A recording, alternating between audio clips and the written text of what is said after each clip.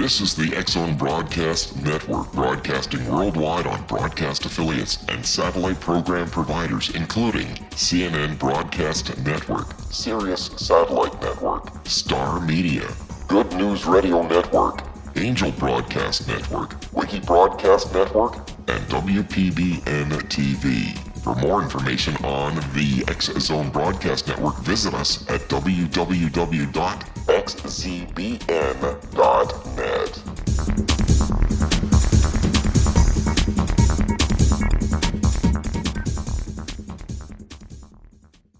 Welcome back, everyone. This is the X-Zone on the Talkstar Radio Network, the X-Zone Broadcast Network, and our vast and growing family of broadcast affiliates right across Canada, the United States, Central America, the Caribbean, South America, the Pacific Rim, Asia, India, Africa, and Europe.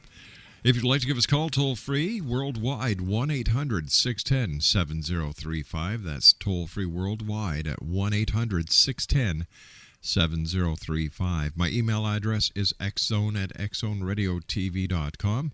On MSN Messenger, you can always chat with somebody here in our studios by typing in the MSN address talkstarradio@hotmail.com and our website, www.xzoneradiotv.com. My guest this hour, X-Zone Nation, is Peter Kling, and Peter began his Bible education at the age of 5 and never really stopped. As he trained to become a scientist, he began to discover answers to many of his biblical questions. Letters to Earth, You Can Survive Armageddon, gives answers to the lifelong questions of where we came from and why we are here and what our future will be. We're going to be finding out what is behind the prophecies of 2012, the conspiracy of the New World Order, and who is behind it. We're also going to learn the identity of the Antichrist and the meaning of the number 666, and how to survive Armageddon. Peter Kling lives in Milford, Pennsylvania, and has been in several editions of Who's Who throughout his educative and professional life. And Peter, welcome to the X-Zone. Thank you very much. It's a pleasure to be on your show today. It's great having you with us, Peter. Now tell me, why did you write Letters to Earth, You Can Survive Armageddon? Well, there were a lot of reasons to write it, but actually, a few years back, I happened to be in Kiev, Ukraine, and a young woman who was my translator there told me that with the things I know, I need to write a book because other people need to know these things too. Mm-hmm. So the seed was planted several years ago, and on returning from the trip, I actually started, but then business kind of got in the way, and I left off until I picked it back up again about 2 years ago and completed it, and now I have it published. Tell me, how long did you spend on the research for this book? Well, the biblical part of the research actually started about 30 years ago. My Bible education started at the age of about 5, mm-hmm. and by the time I was in my mid-20s, I had a very good understanding of the Bible and Bible prophecies, but my personal life experience was not matching up with my Bible education. There were too many unanswered questions. So I happened to think about it, and I thought, there's got to be more to it than what's just being taught by religion today. So it's been a long process, but it started about 30 years ago. Now, what was it that you found that started your research? What was the starting point? I was reading the book of Job one day, and I could identify with Job. He seemed to go through a lot of trials and tribulations. Mm-hmm. And I came across an interesting scripture in Job, and it really piqued my curiosity. It was Job 38, the 38th chapter, the 22nd and 23rd verses. I'll paraphrase it. God is asking Job, "Have you seen my storehouses of ice and snow, which I have saved for the day of distress and war?"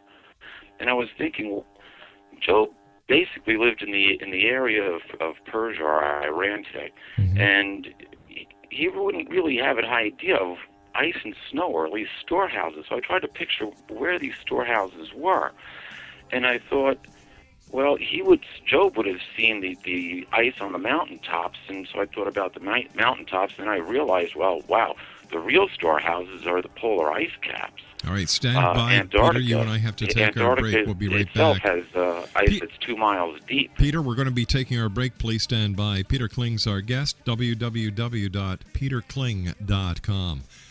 We'll be back on the other side of this break as the X-Zone continues from our studio. This is Kevin Randall. For nearly 30 years, I have been investigating the case of the Roswell UFO. I have interviewed hundreds of people and stood on the crash site. Now in Roswell in the 21st century, I have reviewed dozens of hours of audio and videotaped interviews, examined hundreds of files that relate to the crash, and have returned to Roswell in an attempt to put all that information into the proper perspective. For the first time in Roswell in the 21st century, I have made a dispassionate reevaluation of all that material and provide a new look at what happened. This is a book that clears away all the clutter that has hidden the truth for so long, strips away the various lies that surround the case, exposes the Air Force attempts at cover-up, and found a core of solid information that tells us all where the case stands today. Roswell in the 21st century will be available in just a few weeks. For more information, please visit my website at www.kevinrandall.blogspot.com.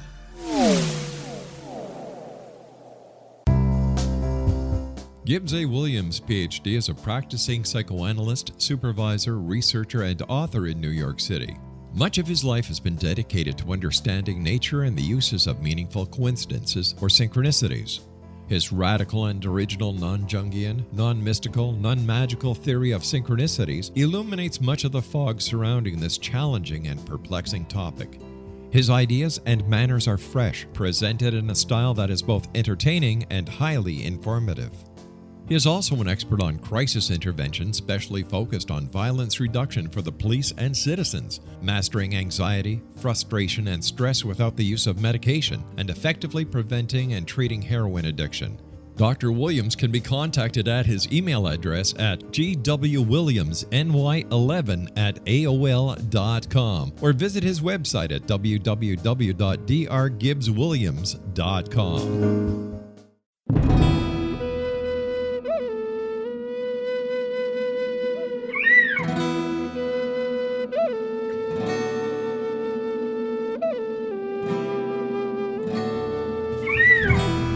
Shamanism is recognized as a method to access the quantum level.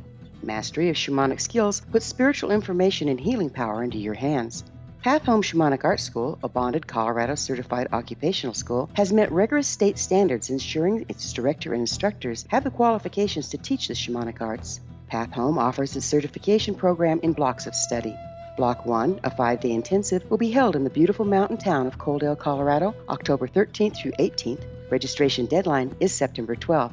Experience journey trance, power animals, helping spirits, sacred space, and life purpose. Come discover your power. Join me, Gwilda Wiyaka, in the magical world of shamanism. Call 303-775-3431 or visit findyourpathhome.com.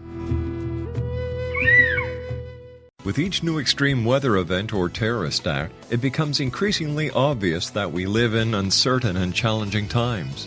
We all buy car insurance. Why not collapse and catastrophe insurance? Matthew Stein, an MIT-trained engineer and green builder, has written 2 outstanding books to help people prepare, plan for, and deal with everything from minor situations lasting a few days to full-on collapse. Matt's first book, When Technology Fails, is a manual for self-reliance, sustainable living, and surviving the long emergency. This massive book covers the gamut from first aid and emergency preparedness to alternative healing, renewable energy, primitive living skills, and 18th century technologies that could be critical to your comfort and survival in a long-lasting crisis. Matt's second book, When Disaster Strikes, is a comprehensive emergency preparedness handbook and survival guide. When Disaster Strikes is an essential item for every family's go bag. Both books are available at all usual sources. There's a wealth of totally free information posted at whentechfails.com, and author-signed copies may be purchased at mattstein.com. That's www.whentechfails.com and www.mattstein.com. Peter Kling is our special guest. His website is www.peterkling.com. He is the author of Letters to Earth. You can survive Armageddon. Peter, before we went to the commercial break, you were telling us about you were telling us in the book of Job, the book of Job. the 38th chapter, the 22nd, 23rd verse, where God is asking Job about, have you seen my storehouses of ice and snow? Right. So that was a key. I was wondering how that was going to take place. How would God use the storehouses of ice and snow to bring about a day of distress and be used in a day of war? So that was really actually the starting point. And what did you learn about this? God using his storage of ice and snow. Well, after thinking about this, how do you turn around and use ice in a day of distress or in a day of war? There's not a whole lot that you can do with it except melt it. Mm-hmm. And then I thought, that's it. If the ice melted, it would raise the ocean levels, and that would cause a lot of distress for people all over the world. Now, when I found that, I mean, this sounds like, well, yeah, it's a very common thing where this is happening today. But I found this information 30 years ago, which was 10 years before global and warming became a term. The interesting thing is that the information was written in Job about 3,500 years ago, so it's been sitting there untapped. It's just been sitting there as idle information. But now it's applying in our time that we live in as causing a lot of distress. And it's caused a whole global movement, the green movement, which is now, we're afraid that we're going to wind up drowning the coasts of every country that's on the face of the earth. Approximately 80% of the Earth's population live within 90 miles of the coastline. If you melt all the ice, that would raise the ocean levels up over 250 feet and certainly reconfigure a lot of population. Big time. Tell me, why do you examine the Bible scientifically? Well, after reading what I did in Job, I realized that there was a key answer to something that religion didn't teach. There was prophecies about the time of the end, but everything was covered up by church dogma. And the first thing I started doing after reading that scripture was to try to find out how deep the oceans would actually get, how high they would rise. And it took 10 years to find that information when information about global warming came out.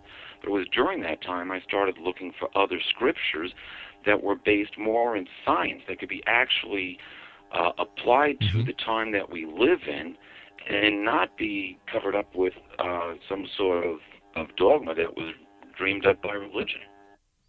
And what did you find? I think one of the most impressive things that I found was right in the beginning of the Bible. What I did was try to examine the Bible from a scientific standpoint and answer the questions of history, the unsolved questions. And one of the first things that I came across was Genesis 2, chapter 2, verses 21 and 22. A lot of people know this. It says basically, and God caused a sleep to fall over the man, and he removed a rib, and he built a woman out of it. And he brought the woman before the man, and they became husband and wife. This is the story about the creation of Eve. Right. The interesting thing is that this is the first record of genetic engineering. When you re-examine the Bible and what it says, there was a tissue sample taken from Adam, and it was built or genetically engineered into a woman. In essence, according to the Bible, Adam married his cloned twin sister to create the modern human race. Now, that's a little bit different than what religion teaches, but yet that's exactly what the Bible says. Well, I also believe it confirms what you just said, where in the beginning of the Bible it said, and God said, let us create man in our image. Genetic cloning would have had to been done at that point as well. Exactly. You see, not only does this, here's an interesting point. Okay. We wouldn't know anything about genetic engineering until after the discovery of DNA in 1953. And it wouldn't be until actually the 70s, I think it was, when there was a conference on genetic engineering on what was going to be permitted and what wasn't going to be permitted as far as genetically engineering new life forms. So we actually attained the ability that God had or has back at the time of Genesis and the creation of our own species. We now have that capability to start messing around with our own DNA to create a different variation of species of human. The interesting thing is that if Eve was cloned, as the Bible says, that throws a stick in the bicycle spokes of the creationists and the evolutionists both, because now they have to rethink the information that's presented there, don't they? Somebody has to, because what is out there up until this point makes no sense. No, it doesn't. See, usually, if you notice all through history, the pendulum swings from one side to the other. Yes. And now the pendulum has swung all the way to the science side, where scientists don't even believe in the existence of God, except for the very rare few that you will say, well, yeah, there's a higher power that's responsible for something, but they don't know what it's responsible for. And they also don't know what that power is. Exactly. Now here's another interesting examination. Nice segue, by the way. This took a while to figure out, but I actually came up with a scientific formula for God, or actually what God is, and it's actually Bible-based. God says that He is the Alpha and the Omega, the beginning and the last. He says, before Him there existed nothing, and after Him there will be nothing. So now, using science as we understand it, if you cannot create nor destroy energy, but only change its form, then at one time, God must have been the sum of all energy in its most pure state. A long, long, long time ago. That makes sense. But that would be a scientific explanation for God based on the Scripture. An intelligent energy form that existed before anything else did. Pure spirit, pure energy. Yeah, absolutely. Something that was essentially in a dream-like state. Like when you and I dream, or when we dream, we're not really conscious. And our mind works out problems and situations and thinks about things, and sometimes it plays funny dreams for us. And it's that same dream-like state that energy must have been in until it came up with an interesting concept. And it was that concept that changed the energy from pure energy into God. Interestingly enough, we can find out what that concept is in the book of 1 John. John says God is love. Didn't give him any other attribute. So it had to be the concept of love that changed that energy into being God. Henceforth, when we are made in God's image, we are given that quality of love, to love each other, to love our children, to love things, to love nature, and most of all, to love the people that we love that are closest to us, and to love God. So it's interesting. That one key attribute covers so many different areas. Scientifically speaking, is God still around, and how can we prove it? You really can't prove it, other than if you take just pure science and say, okay, let's examine this a little bit. If God is an energy and He was the sole source of energy, then you have to go back and look at what we are made of. Now, an interesting thing is I wouldn't say the discovery, but it's essentially Einstein's unification theory, which is carried out through string or M theory, answers a lot of questions. M theory basically says that, string theory says that all matter is made up of the same energy, and that energy is vibrating strings that essentially billions of these are packed into the atoms of everything that makes up our three-dimensional world. So if everything is based on these strings, then you have to look at what the theory says. And the theory says that in order for our three-dimensional world to exist, there needs to be 7 additional dimensions. Interestingly enough, the Bible chooses 7 as the divine number. It chooses earthly completeness as 10. Our 3-dimensional world plus a 7-dimensional world of divine completeness would equal 10 now, wouldn't it? But it also gives other clues for other things. M-theory says that there could be parallel universes. Well, the Bible speaks of other life forms. It speaks of seraphs, cherubs, angels, and an archangel. These could all exist in parallel universes. They're much more older than we are and no doubt more advanced. But they all still have the same quality because God said, let us create man in our image. So he was talking to somebody. So is it possible? Yeah, M-theory says it's possible. We could, and if God is the greatest source of energy still, everything would essentially revolve around him just based on gravity alone. Being as massive as, having a central mass of energy, you would have a natural gravitational effect just as we rotate around the sun and our moon rotates around us. And of so course, it's very possible that we have universes, parallel universes to ourselves that are rotating around God's very presence.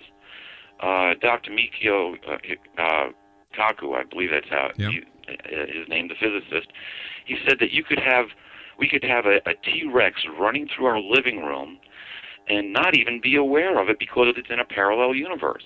All right, well, Peter, stand by. We've got to take a commercial break. We'll be right back. Okay. Peter Kling is our very special guest this hour, X Zone Nation. Peter, thanks for joining us. His book is entitled Letters to Earth. You Can Survive Armageddon. Peter and I will be back on the other side of this break as the X Zone continues from our studios in Hamilton, Ontario, Canada, on the Talkstar Radio Network and the X Zone Broadcast Network. It was a terrifying experience. I thought we was going to go to jail for murder. That day, we were a little behind, so we worked until it was starting to get dark. We loaded up the equipment and hadn't driven very far when we caught glimmers of this glow coming through the trees.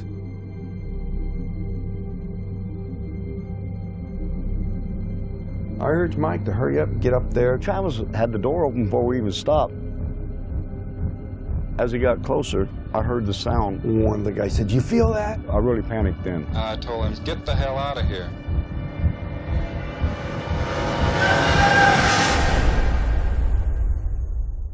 It didn't come directly to me, it came to a deputy sheriff. 3 of us volunteered right away to tell him what had happened. Sheriff Gillespie definitely didn't believe it. He says that we better be certain because we can get in a lot of trouble. When we went to search the next day, they split us up, and the whole time the deputies asked me, if you just tell us where the body is, we can all go home and get this over with. We're talking about 100 people combing through the wooded area. Nothing turns up.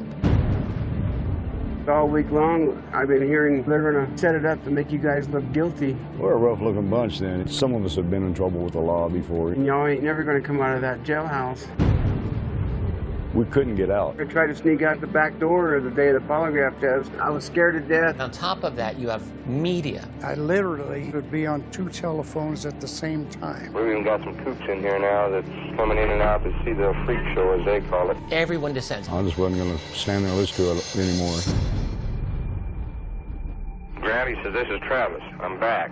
I need help." When I did hear that he had been returned, it was almost as unbelievable as the original thing. I just looked at my mom and says, "I told you we didn't kill him." Travis Walton reappeared after several days with a bizarre story about a ride in an unidentified flying object.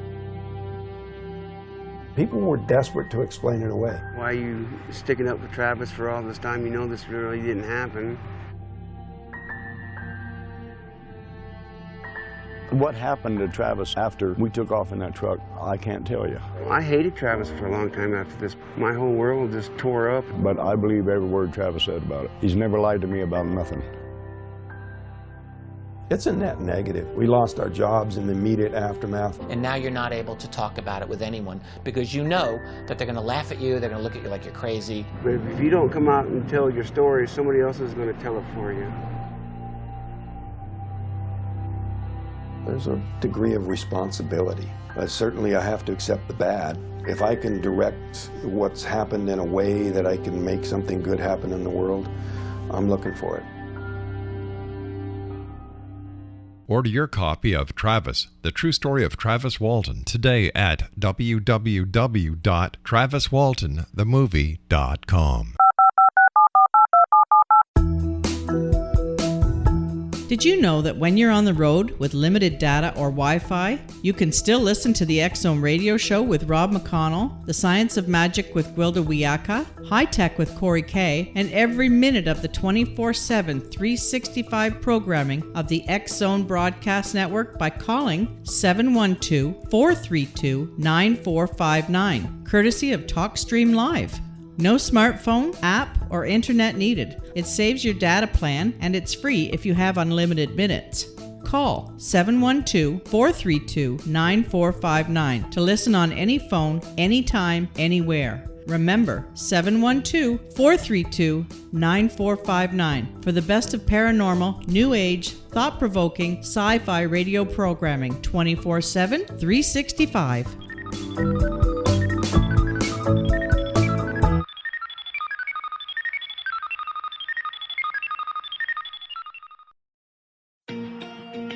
Wouldn't you love to know the secret to everything? Well then, meet Dr. Kimberly McGeorge and her cutting-edge breakthrough knowledge that combines science with possibility. Dr. Kimberly brings real-life answers and healing to those open to alternative solutions. She teaches solution-based programs and classes that will change all areas of your life forever. Specializing in conscious creation, intuitive readings, and energy medicine, you can rapidly shift health, relationships, business, and money and abundance challenges quickly. Receive her best-selling book, Secret to Everything, at no cost by going to secrettoeverything.com/X-Zone. That's right, transformation can start now. Just go to secrettoeverything.com/X-Zone and receive Dr. Kimberly's book for free.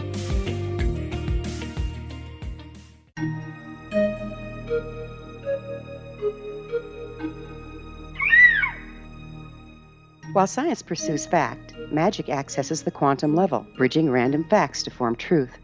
As long as science and magic remain separate and polarized, the truth cannot be known. I'm Gwilda Wiyaka. Join me on the Science of Magic radio program, dedicated to unification and evolution of consciousness. During each episode, I'll be speaking with experienced and respected scientists and mystics. From astrologers to astronomers, from medical doctors to shaman, the scientific method to dowsing and intuition, we'll weave together information from seemingly divergent practices to promote unity and enlightenment. Join me, Gwilda Wiyaka, and the Science of Magic right here on the Mutual Broadcast Network. For more information, visit www.thescienceofmagic.net.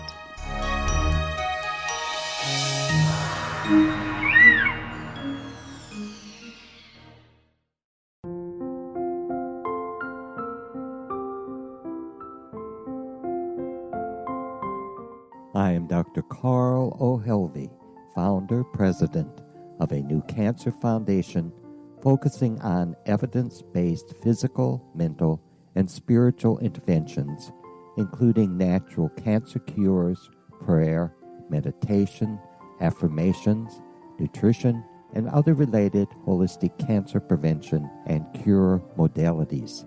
These are used in cancer education, research, and financing care. I ask for your help to continue this important work by donating at www.holisticcancerfoundation.com.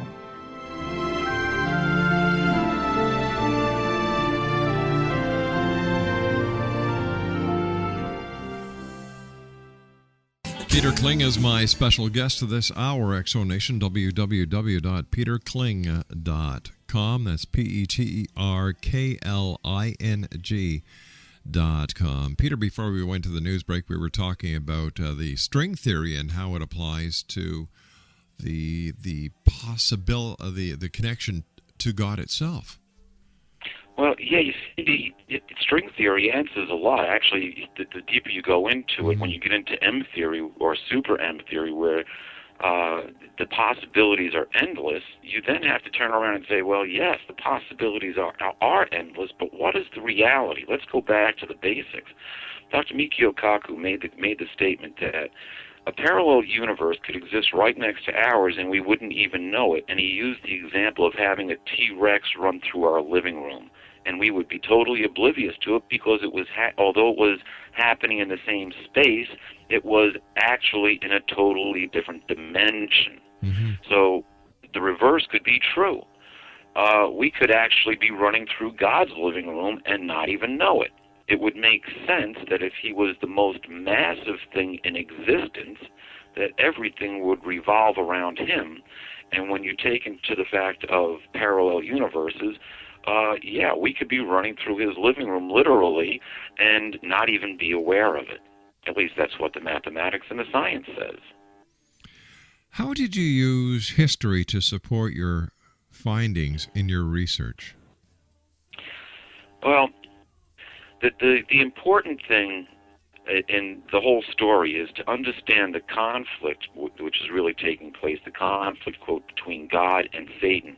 I prefer to make it more personal and bring it down to the actual names. God refers to himself as Yahweh or Jehovah, and the common name for Satan is Lucifer.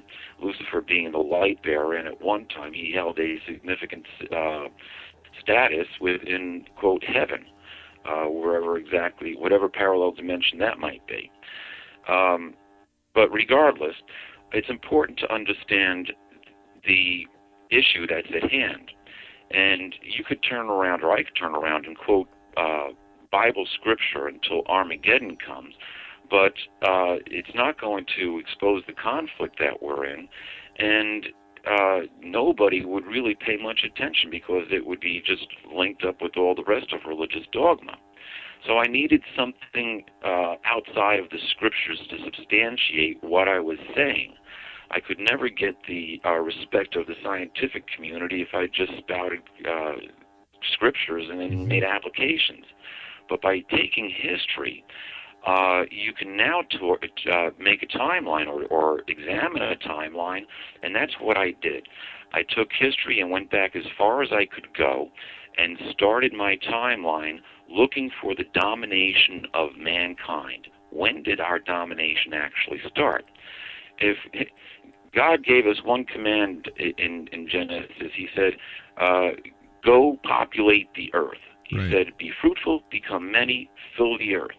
And somehow that got screwed up. I mean, that was just a simple, natural thing. He didn't say anything about building cities, building towns, creating wars or other sorts of havoc. He said, go populate the planet. So how do we go from populate the planet to the situation we are in today? Certainly it's populated, but let's face it, there's a lot of stress and duress that we're facing.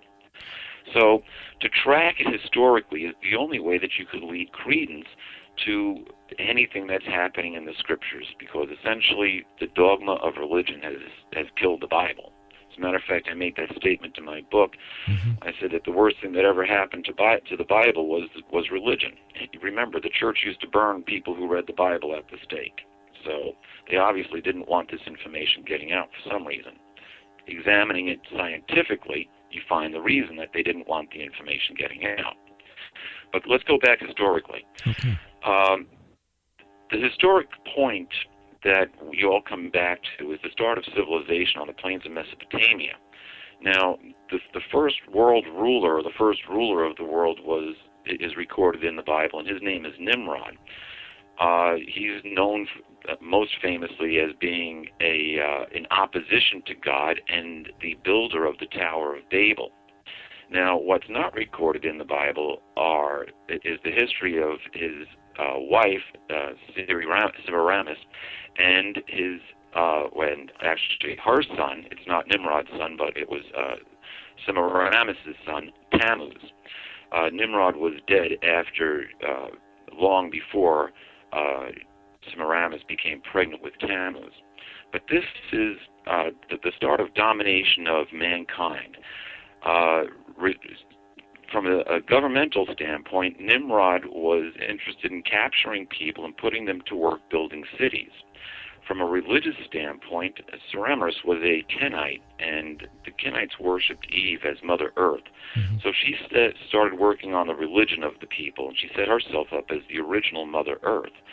But Nimrod was set up as the sun god, and Saramar's son, Tammuz, was allegedly Nimrod incarnate, because he was conceived after Nimrod had died and allegedly went to be a spirit in the stars, or up in as the sun. When she got pregnant with Tammuz, she said this was your god incarnate. The first Madonna story. We have a woman who claims to give birth to a deity. Now, you can't track a whole lot of solid evidence back to Nimrod, Semiramis, and Tammuz, but where you can track the evidence back to the same teachings that are recorded in Egypt.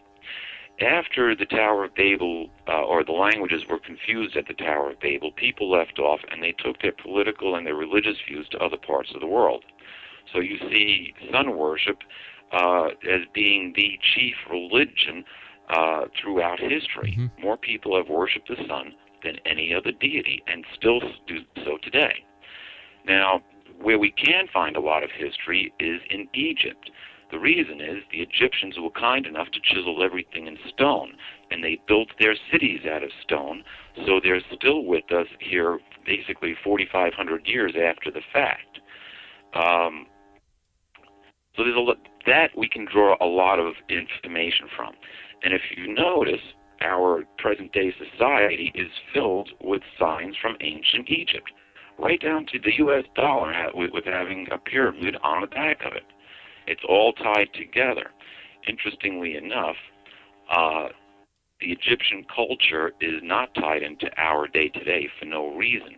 There is a particular reason behind it, and history bears out that reason. So using history, I can then track the domination of mankind right down to our day and show how it's dominated religiously, politically, and now economically. And interestingly enough, it's dominated in those three areas all by the same people. Now, there was a key to it that really kind of opened things up for our modern era. And that key is found in Acts, the 7th chapter, the 42nd and the 43rd verses. And this is actually the prophet Stephen speaking before the Jewish Sanhedrin, and this is in the 1st century. He's actually quoting from the prophet Amos, if I recall correctly, and he asked them, quoting from the prophet, he says, "Was it to me that you sacrificed for 40 years in the wilderness? No, it was to Molech and the star god Raphan." Molech and Raphan are still being worshipped today. Now, here's a little homework assignment for your listeners. Go do some research on Molech and Raphan. This Raphan, the star god Raphan, was called Saturn by the Romans, and the Romans held a holiday, the winter solstice holiday of Saturnalia. So they are still with us today. Now, how they are worshipped today is what takes a little research, but you can tie it all back to ancient Egypt. You can tie it, and solidly back to ancient Egypt. Take a look at Washington, D.C. It looks like you've got a lot of buildings that reflect Egyptology. Certainly do. The symbols of the Freemasons go back to Egyptology. Mm-hmm. The symbols of our founding fathers go back to Egyptology. The Knights Templars symbols go back to Egyptology. The symbols of the religions of the three main religions of the world today go back to Egyptology, and they are all forms of worshiping Raphan. That's why you don't find the truth about the Bible. So was Greek mythology before Christianity? Yes, it was. The interesting thing about Greek mythology is part of it substantiates the Bible. Mm-hmm. In the Bible, it talks about the true sons of God coming down and fathering the Nephilim. They took mortal wives and they gave birth to hybrid offspring called the Nephilim. Sounds a lot like Zeus coming down and having sex with the many mortal women that Greek mythology says that he had relations with, and everyone knows that Hercules was the result of one of those relationships. That's right. Hercules was essentially one of the Nephilim from biblical times. which would also make Jesus one of the Nephilim from biblical times. Not exactly. Why not? All right, now why? Not exactly, but in a sense, yes. The difference is this: you had the quote true sons of God actually having sexual relationships with women. Right. It was a physical sexual relationship. With Jesus, it was an implantation. Artificial It insemination. was a genetically pure implantation, and that's the difference. So are we saying that the story of Jesus is the first historically documented case of artificial insemination? It sure is. There you go. To the best of my knowledge. You see, and I also believe that the destruction of Sodom and Gomorrah was the first documented nuclear explosion. Yeah, it could very well be. Years ago, I had heard I was listening to a talk that was given, and when I say years ago, I mean like 40 years ago. This was like back in my teen years. But it kind of stuck with me because they were talking about the confrontation that Isaiah had with the Baal worshippers of his time, and how they actually saturated the burnt offering, or they were going to offer a bull, and the Baal worshippers were calling on Baal to come down and consume the bull, and he never showed up. But Isaiah called down to God to consume the bull, and they believe that they actually found this literal location because the ground actually resembles ground that was burnt by nuclear fire or a nuclear explosion. The actual ground is crystallized in a particular pattern. Now, I couldn't find this in any kind of recent research that I did when I was writing my book. I remember it specifically, but I couldn't find that information. Just a tidbit that's out there. So, yeah, it could very well be some sort of nuclear explosion or directed nuclear particle beam. Yeah, because the Lot, his wife turned into a pillar of salt, and salt would have been crystalline. Absolutely. Yeah. Absolutely. So it's you see, there's science to the Bible that we don't understand. It's beyond our comprehension. So for 2,000 years, the church has said, oh, it's a miracle. No, wait a minute. There aren't that many miracles. There has to be some sort of reasonable explanation, one that science can provide. It's just that just because we don't have the answers doesn't mean that there isn't one. Well, that's because we don't have all the facts. Exactly. And the facts have been covered up for the most part, so we will never find the facts. Exactly. Now tell me, how do the prophecies of the Mayans, Nostradamus, and others about 2012 compare to that of the prophecies of the Bible? Well, interestingly enough, they support what the Bible has to say. Now, for the longest time, I scratched my head and I questioned, okay, yeah, Nostradamus, what does he know? He deals with the occult. The Mayans, what do they know? They're nothing but a bunch of bloodthirsty sun worshippers.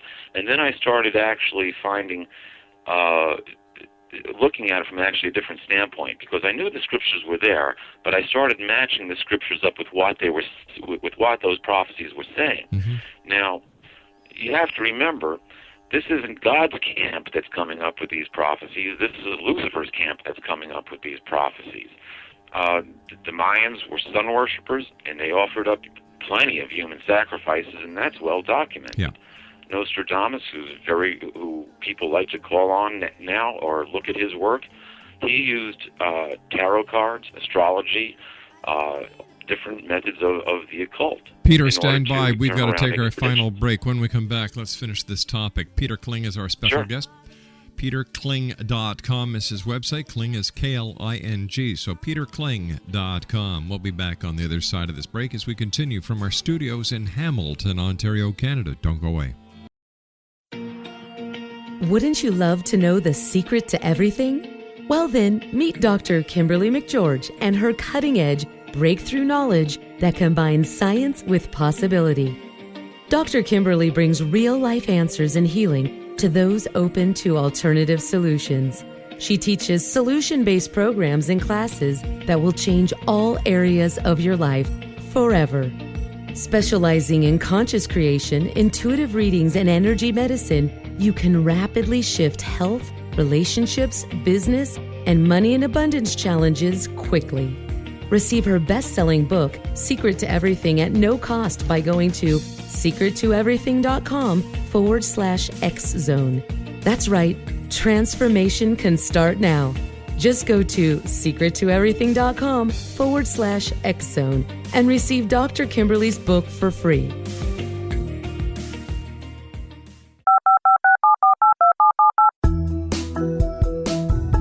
Did you know that when you're on the road with limited data or Wi-Fi, you can still listen to the X-Zone radio show with Rob McConnell, The Science of Magic with Gwilda Wiyaka, High Tech with Corey Kay, and every minute of the 24/7, 365 programming of the X-Zone Broadcast Network by calling 712-432-9459, courtesy of TalkStream Live.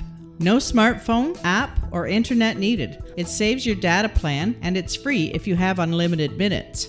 Call 712-432-9459 to listen on any phone, anytime, anywhere. Remember, 712-432-9459 for the best of paranormal, new age, thought-provoking, sci-fi radio programming 24/7, 365.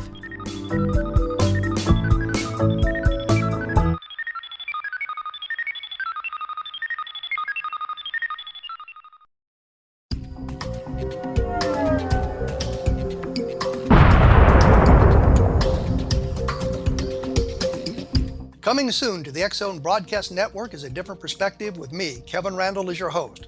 We'll be taking a close look at what is happening in the world of UFOs today with side trips into the paranormal. Guests will range from those who are household names to those who have a different perspective on a variety of topics. No topic will be taboo, but there will be tough questions asked as we all search for the truth about UFOs, the paranormal, and those things that excite us. Sometimes we'll agree with a guest and sometimes we won't, but we'll try to keep the program topical. For those of you who like to read, be sure to visit www.kevinrandall.blogspot.com and remember to listen to the other fine programs on the X-Zone Broadcast Network at www.xzbn.net.